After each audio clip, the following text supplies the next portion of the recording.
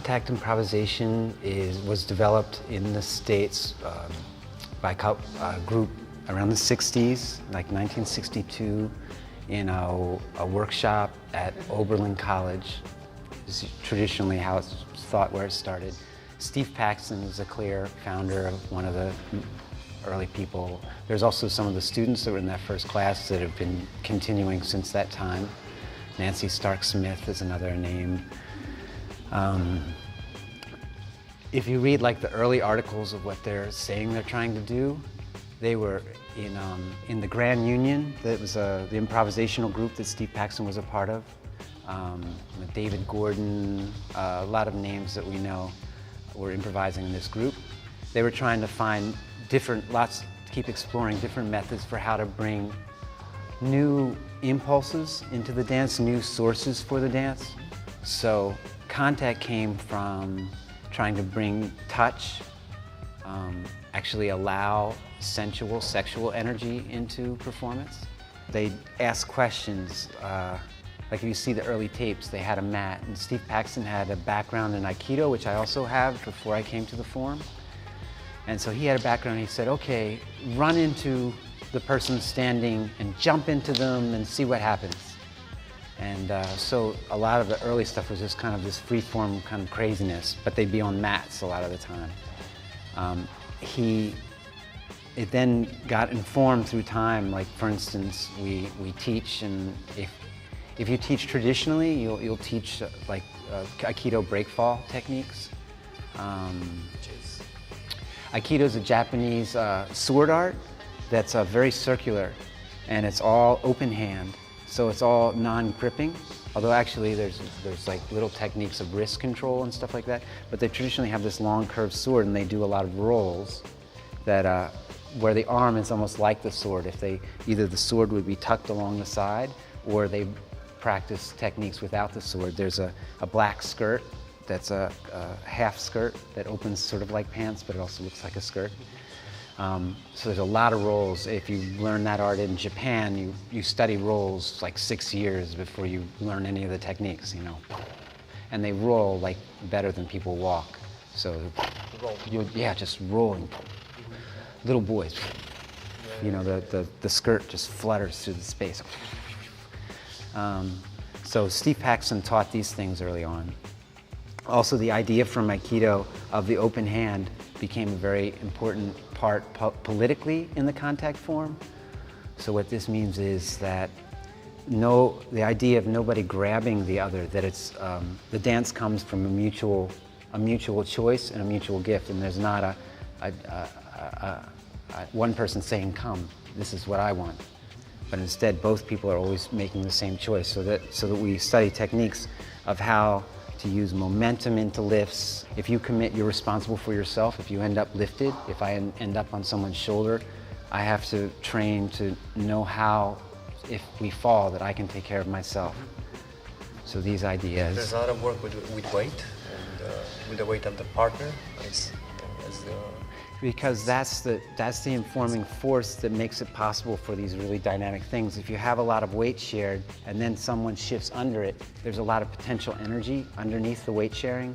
And so it's like, or also someone can run, eventually if you train for a while, someone can run like Paxton was first asking people, run and leap in a form, and you can kind of meet them. And it's, you know, for people that have been practicing for a long time, it's just, you know, quiet, you know, spins around the head and really crazy things that, for me personally now, I'm mixing in. So I've taught contact.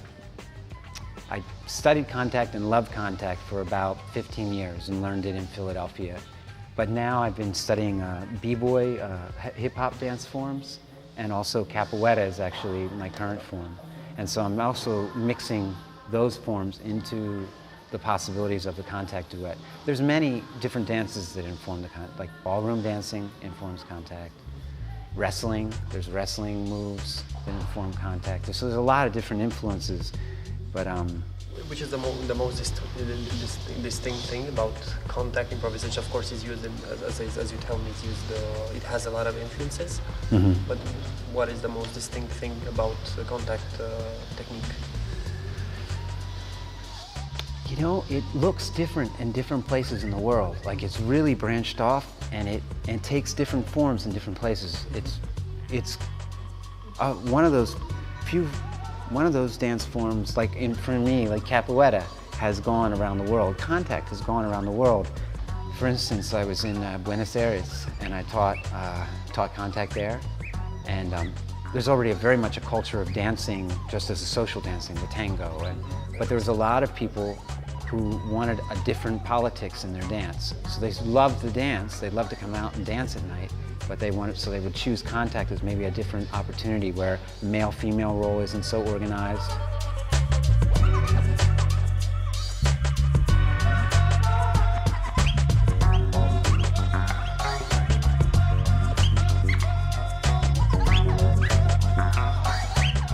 So it came out to be a social dance even?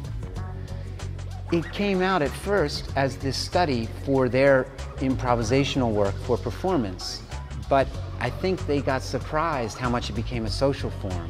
I don't think they intended it that way, you know, and in fact, I don't think Steve Paxton wanted to create a form where it's like, here's contact dance as improvisation. Like he likes to think of improvisation in a larger way. And so he's like, improvisation is a lot more than contact. And so he's, in a way, separates himself a little bit from contact at this point. But what's interesting, it's also become this like folk form that people study and train this technique. You know what I mean? It's become a traditional technique, a more recent one. But and that's actually the way that I train it. I'm interested in like it as a little bit as a tradition, teaching the roles, teaching techniques of lifting. As you saw in the class, I teach a lot of very specific exercises of, okay, try and do this, a real ideal of the dance, as opposed to saying, well, it's improvisation, so anything goes, anything is possible, just contact, start with contact, and what do you want to do? It's like sharing the energies in a way, no? Making contact with the energy of the other, but not getting personal in a way. Some different people have different intentions. So there's some people that come to the form just like a folk dance, you know, they go to a club to dance, you know, they come to meet people, to dance with people. For instance, women, sometimes if men are coming in and they grab and they insist, and I really try and teach the open hand technique, no grabbing, and but you know, as I said, at the source, when they first created the form, part of what they were trying to do is bring social, sensual, sexual energy into an improvisational possibility, so that actually could be in the performance at the grand, you know, in the church where they performed at the Judson Church, and and that's there, and it's stupid not to know that it's not there, but it's as a teacher, I try and make it safe and clear. I personally am very interested in a kind of ideal dance. Like, as I say, I'm studying these martial arts, and that informs the dancing, but I'm not in a fight with someone either in the dance. Like, it's definitely a loving thing, but sometimes I'll get in, you know, we can get into, just like in the b-boy energy, I'll sometimes say, okay, I might challenge someone and say, okay, what's your form like? You know, what do you have? How much can I raise the energy? How can you meet me? You know, what do you have? You know, how far can you go? So it can also be, you know, it can be many things. It can be a love, it can be a fight, it can be many things, and it can be abstract, forms. Just movement in time and space and line and energy. You know, it can be seen many ways. Okay. Some people approach it a lot like just the game, like a child, you know, and they like the playfulness of it. And there's a lot of people that use it as a technique to inform choreography. You know, they'll use it as a technique to, okay, you know, what can I find as a duet form out of this? You do this contact. Okay, now I want to set that. Thank you, Eric. Thank you very much.